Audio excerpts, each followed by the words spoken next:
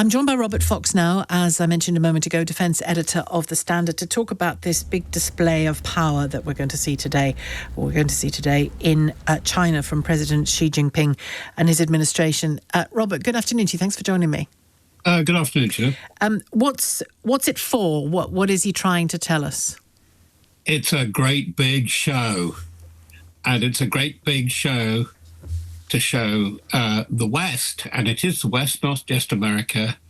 You're not so much in charge now, and we are. And I fear that this is Mr. Xi's take on what the second Trump administration offers him by way of opportunity, because they're making all sorts of claims which seem to be based on the idea that Trump himself, it's make America great again, make America first. We're not so interested in global responsibilities and the global regime like the UN.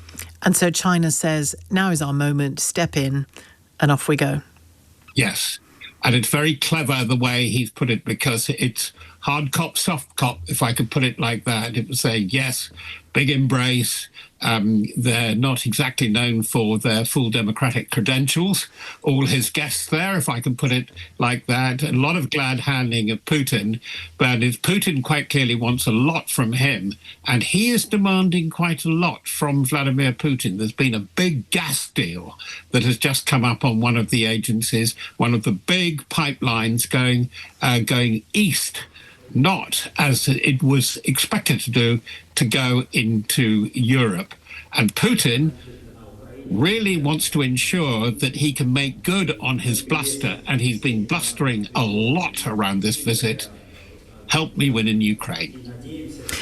And is that relationship his most key relationship, do you think, Ukraine and China? For Xi? For Putin. For Putin. Oh, for Putin, no, Sheila, absolutely. Absolutely, because they've been at war for 3.5 years. And whatever he claims, the claims have become completely extravagant, both at the time of Alaska, mid-August, his meeting with Trump, and now. We are winning, we can win. But they're not winning on the ground. They're winning bit by bit, but at the loss of well over 1 million lives, or casualties rather, that is, lives lost and lives damaged. It's very difficult to see how he can go on into spring doing this unless there's a decisive change. And he perceives that Putin can deliver it. It's going to bring a big reaction, I think, from Europe. I think the meeting on Thursday, Starmer, Macron, NATO, but above all, Zelensky, and not so much America, is going to be pretty critical. The question of America receding internationally, China ascending internationally, the people in the UK and in wider Europe who have warned about China for a long time and said we were far too cosy with them, far too sort of passive about them, their argument is, if you want to truly remain, this is the European argument, the British argument, if you want to truly remain an open society in a liberal democracy, such as we are, such as we're used to, worry about China and worry about Trump and China. And you seem to be saying this is the moment that we really start to see that crystallise. We see it crystallise, couldn't put it better, Sheila. But the reaction of so many Europeans, and particularly the UK and the Starmer government, is so ambiguous and ambivalent. Now you see me, now you don't. Do you compete, contain, confront, cooperate? And this has been expounded over the years by our top ambassador, namely Lord Peter Mandelson in America.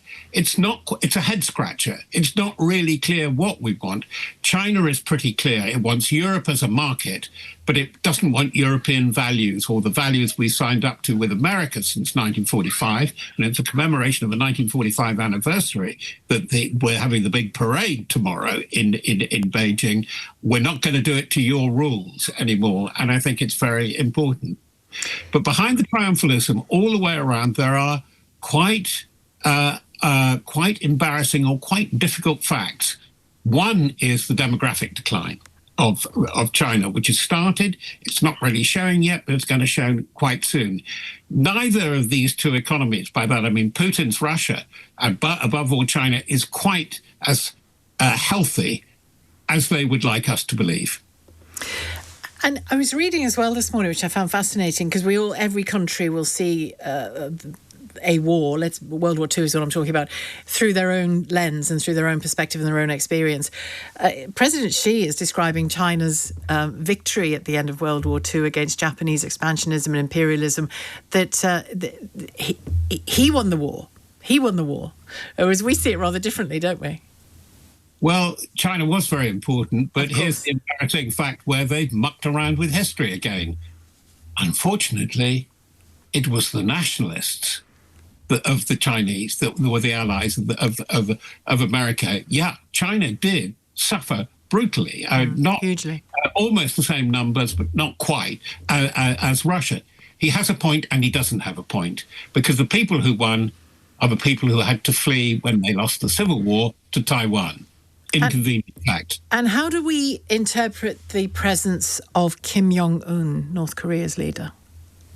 Well, he's the great supplier. China has a great deal of difficulties over this very impoverished but very militant economy, political system, military system, which is becoming ever increasingly important to Russia.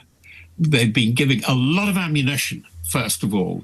They're sharing very nasty military technology, and increasingly it's human power. It's not only the 10,000, 11,000 soldiers that had such a difficult time in Kursk, but there are laborers and labor force that they want, because the Russian economy is in desperate need of labor because it's committed so much to the war in Ukraine and the whole defense industry. It's a tiger that it can't get off at the moment.